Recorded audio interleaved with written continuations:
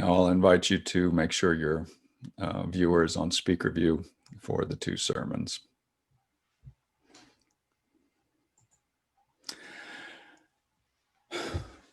A serious responsibility comes from the freedom of being a member of a Unitarian Universalist church. A UU church is totally self-governing, meaning that as a member, you decide if you want to minister, you decide who will be your minister, you decide who will be your representative governing board, how your income is spent, what activities you will or will not engage in, what is in your bylaws, and what our communal vision contains. Your voice and your choices really matter in how this fellowship acts and engages with the world. Your choices matter because on issues of importance, we decide communally what to do. 2020 has been a hell of a year by many measures. We have been traumatized pandemically, politically, economically, internationally, and by the election process. Amidst all our collective traumas, we have seen what we had hoped was going away or even gone is still there: racism. We progressive liberals were naive in thinking that time would heal the inequities, injustices, and bigotry of racism. But 2020 showed us things that can't be unseen. We can no longer turn aside thinking that institutional racism is declining. We can no longer consider a Black man's death by police as an unfortunate event, because 2020 has showed us that it is not an event, but an undeniable characteristic pattern that repeats and repeats. While we are overwhelmed with the traumas of 2020, and all we want is healing and relief for ourselves, can we distinguish between the traumas that will end and those that require our actions? This pandemic will end. The political situation is changing. The economic forecast is positive. We have the opportunity to regain trust internationally in the next 4 years. All these traumas will pass and improve without you doing anything. But there's one trauma of 2020 that will not pass and won't improve unless you do something to change it. There's the trauma of seeing our institutional racism. This one will not pass in time. It never has. It just goes into the shadows, as it has done with each generation. Do we have the courage to face what we are as a nation, as a person? Our church's dismantling racism work has started with intentionality in 2020.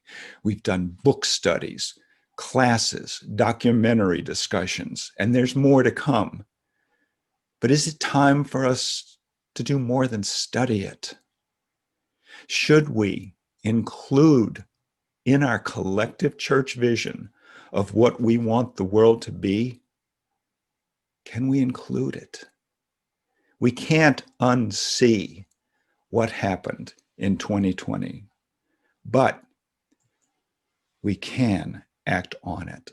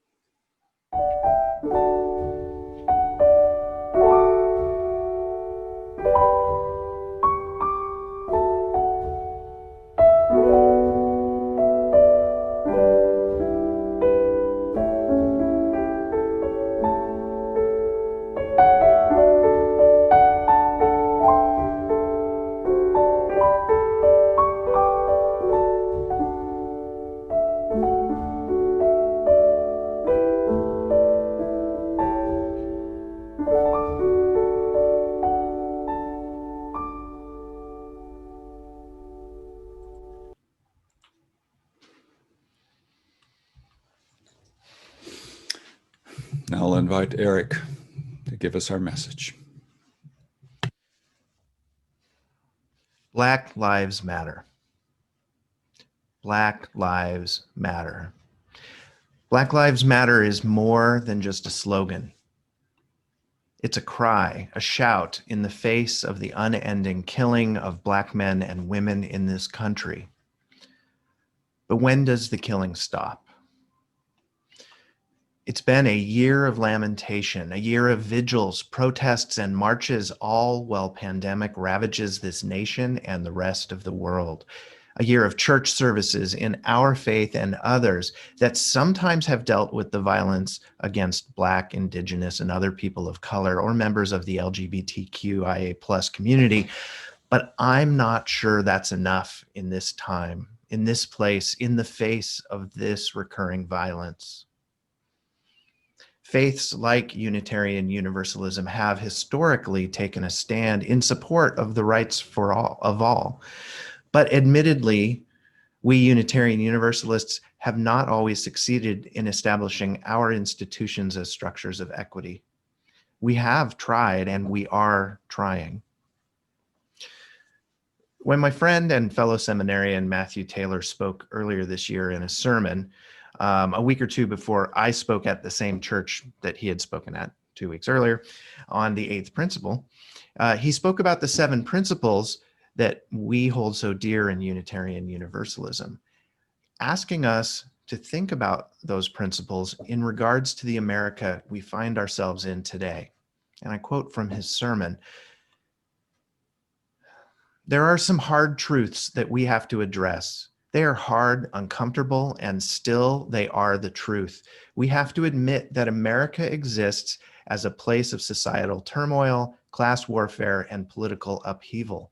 We have to admit that implicit bias and systemic white supremacy inhabit all corners of this country. We have to acknowledge that issues such as the immigration and asylum crisis, police brutality, and attacks on LGBTQIA+ people's rights are a bellwether pointing towards a fundamental change in our democracy. Lastly, as UUs in an ever-changing world, we can ensure that our principles reflect the current state of the world and our moral place in it." Now, the 7 principles were never intended to be an historical static document that we learn as a catechism that repeats what parents and grandparents recited and gets passed down to younger generations over the course of ages. No, the 7 principles are intended to be a living document that changes over time. In fact, the 7 principles started as the 6 principles, with the 7th added in the mid-1980s, as well as changes to the language of each principle through the 70s and 80s to make them more inclusive. Specifically, the vision of the UU principles was for review approximately every 15 years, and that changes were to be welcomed as realities shift and the needs of the world call for different words or novel viewpoints, or to put it bluntly, we might have missed something. I love the 7 principles. They, along with the 6 sources, are one of the things that drew me toward our faith. Unitarian Universalism is fairly unique in this living tradition of a non-creedal belief. But as I said a moment ago, we might have missed something. A little over a year ago, at the end of the summer, I was sitting with Matthew, whose sermon I just quoted, at the Turning the Tides Social Justice Workshop at De Benneville Pines, the local Southern California UU camp, as Matthew led a workshop on the 7 principles. And it was apparent that the 7 principles exist differently for each of us. Each of our differing spiritual beliefs provide a different lens of interpretation as to what the principles mean, which religion we were raised in, our educational background, how much money we make, our ancestral heritage, the color of our skin, our gender identity, our sexual attractions, the job we do every day, our age, whether we have children. Each of these parts of who we are open up the principles for interpretation. And through that interpretation, we each choose to live the principles out a different way. Concurrent with the start of the Black Lives Matter movement in 2013, when Trayvon Martin's killer was acquitted of murder, some Unitarian Universalists on the East Coast started engaging with concepts of racial equity within our faith. This is a topic that has been around since the Black empowerment tragedy, rightfully renamed as such by the Reverend Mark Morrison Reed from Controversy of the late 60s and early 70s. And then the 1992 resolution of immediate witness called us to affirm and support this vision of a racially diverse and multicultural Unitarian Universalism. This led to resolutions passed at General Assembly in 1994 and 1997 that called us to become an anti-racist multicultural faith community. But saying you are something is much different than doing the work to become that thing. Switching gears a little bit, I've been really into liberation theology for the last few years, studying its origins in the 1950s and 60s in South America, being called forth by liberal, or maybe we can call them revolutionary, Catholic priests. I've studied womanist liberation theology from its roots as it relates to the ecology and environmental movements.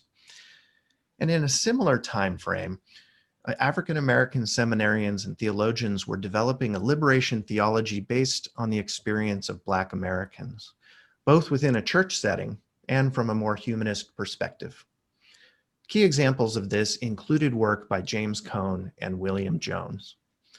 Cone wrote, "Only the oppressed can receive liberating visions in wretched places. Only those thinking in the context of the struggle against injustice can see God's freedom breaking into unfree conditions and thus granting power to the powerless to fight here and now for the freedom they know to be theirs in Jesus's cross and resurrection." Ignoring for a moment talk of the cross and the resurrection, think about what Cone was saying. It is only possible to approach the spiritual aspects of liberation, which give us the strength to do the work, if we are either doing the work or one who suffers from the oppressions. So, to gain the spiritual strength to do the work, do the work. A virtuous cycle, if there ever was one. William Jones brings secular humanism to the forefront. Why humanism has not been accepted as a valid religion stems from the misconception that religion is the same as theism. Religion has its purpose, salvation, I'm going to add, or liberation if you prefer, for mankind, the defining of man's ultimate reality. Well, theism has tied man's salvation or ultimate reality to God. Humanism offers the belief in human freedom, that man controls his own destiny as its guiding principle. For those of us for whom church is more of a humanist home, Jones's words, understanding that salvation is another way of thinking about liberation, can bring us to why humanism can be a place in which we find a set of values, a doctrine of freedom, from which to do our part in working toward liberation. So this 2013 work, coming as it did on the heels of the acquittal of Trayvon Martin's killer, focused on a call to action to do the work of dismantling oppressions, and thus the UU 8th principle was born. It goes, we, the member congregations of the Unitarian Universalist Association, covenant to affirm and promote, journeying towards spiritual wholeness by working to build a diverse, multicultural, beloved community by our actions that accountably dismantle racism and other oppressions in ourselves and our institutions. But wait, Erik, someone might say to me, isn't all of that essentially included in our 7 principles? Why, yes, I would reply in this hypothetical discussion, but it isn't explicit. And in this time of police killings of Black men and women and having the highest leadership within our land espouse racist tropes on a daily basis, it seems like we need to do more. From the website 8thprincipleuu.org, I quote, "Our existing 7 principles imply this 8th principle, but do not explicitly hold us accountable for addressing these oppressions directly, especially at the systemic level. When added to my thoughts on the personal interpretability of the 7 principles, this is the best description I've found for why the addition of an 8th principle could create the beloved community called forth by the Reverend Dr. Martin Luther King. The eighth principle was presented to the General Assembly Planning Committee by Paula Cole Jones, one of the two writers of the eighth principle, the other being Bruce Pollock Johnson, in 2013. In 2017, it was voted into committee at General Assembly, but I can find no further information as to its status. According to the UU Church of Columbia, Maryland, as of the spring of 2020, when they were investigating the eighth principle and whether or not they should adopt it, the eighth principle has been adopted by 18 UU congregations, 1 religious education program, and 2 affiliate UU groups. These include All Souls Church, Unitarian in Washington, D.C., and the UU Church of the Restoration in Philadelphia, and these 2 churches were key in the development of the eighth principle. First Unitarian Church of Honolulu, UU Church of Annapolis in Maryland, UU Church of Lexington, Kentucky, First UU of Lubbock, Texas, Magic Valley UU Fellowship in Twin Falls, Idaho, UU Church of Delaware County in Pennsylvania, and Covenant UU, an online covenanting community that from the day of its founding in February 2020 had the eighth principle as one of its core stated values. There are more, and they grow. More churches add the eighth principle on, I assume, monthly basis, but actually there is no centralized list of those congregations who've adopted the eighth principle. This, a grassroots movement, has started a discussion within our larger faith community about what it means to do the work of anti-racism and dismantling oppression in all of its forms. Well, our beloved Conversations workshops started us Unitarian Universalists a few years ago on a path towards wholeness. They were by no means the end of the journey. I believe that we should be talking about the eighth principle and the power it holds to move our faith tradition towards a place of accountability when it comes to doing the work. I'm going to read it again for you. We, the member congregations of the Unitarian Universalist Association, covenant to affirm and promote journeying towards spiritual wholeness by working to build a diverse, multicultural, beloved community by our actions that accountably dismantle racism and other oppressions in ourselves and our institutions. What do we do with these words? Well, we can sit with them for a while. Sit with them. Just let the words percolate within us. We can recall them the next time we see thousands of people massing in our streets, protesting another tragedy, another death, another affront to human dignity. We, if we are white, can think about what it means to be Black in America, where any encounter with a police officer holds the risk of violence and tragedy.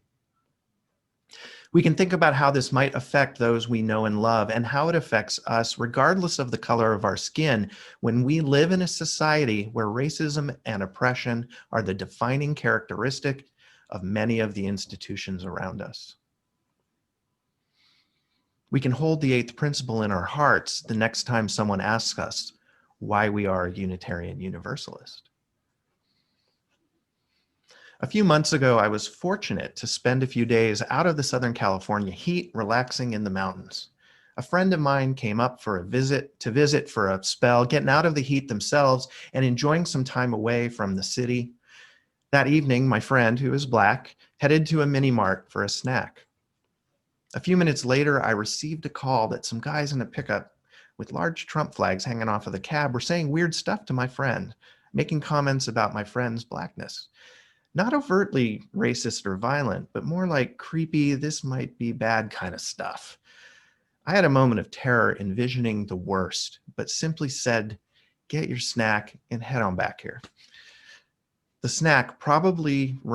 truck probably randomly, given the nature of the area in which we were staying, followed my friend for a bit before turning onto a different road. Racism and oppression exist everywhere. Take a vacation in a small mountain town, it happens there. Go shopping at any big box store, it happens there. Attend a progressive educational institution, it happens there. Interview for a job, it happens there. Apply for a mortgage, happens there. Get pulled over by the police, it definitely happens there.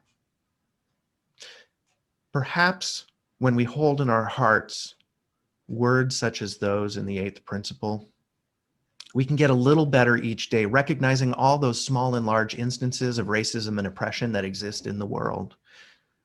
And by recognizing them, we can start doing the work of countering them with acts of love and justice. Perhaps it would be easier to apply the 7 principles to this if we had the accountability of the 8th. May it be so. Bishamale and Amen.